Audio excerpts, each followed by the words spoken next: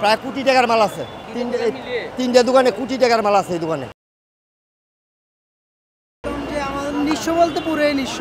ঈদের সময়, রোজার সময় ফায়ার সার্ভিস যদি ঠিকমতো আসতো তাহলে দেখা গেছে কি আরো আগুনটা আরো একটু নিয়ন্ত্রণে করতে।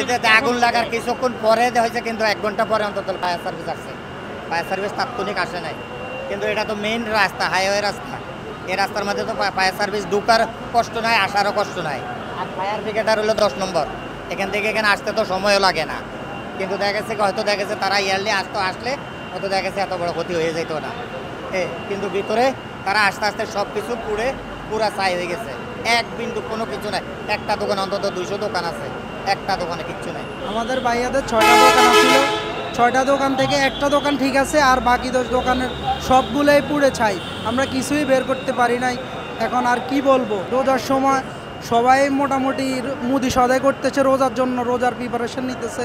এই সময় সবাই দোকান ভর্তি মাল থাকে। একটা দোকানে আপনার 15-20 লাখ টাকা করে মাল ছিল, তারপরে গোডাউন ছিল, সবই শেষ। কিছুই তো আমরা বের করতে পারি না। আমাদের দোকানে শুধু এখন জায়গাটাই দাঁড়িয়ে আছে, দোকান দাঁড়িয়ে আছে, আর কিছুই বলতে নাই বলতে কিছুই নাই ভাই। এখন আর কি বলবো।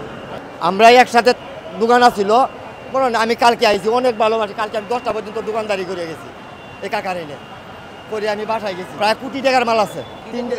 তিনটে দোকানে কোটি টাকার মাল আছে এই দোকানে। ওই দোকানের মালিক উনি হলো এই ভাইয়ের এই দোকানের মালিক, আরেকজন হলো এই দোকানের মালিক।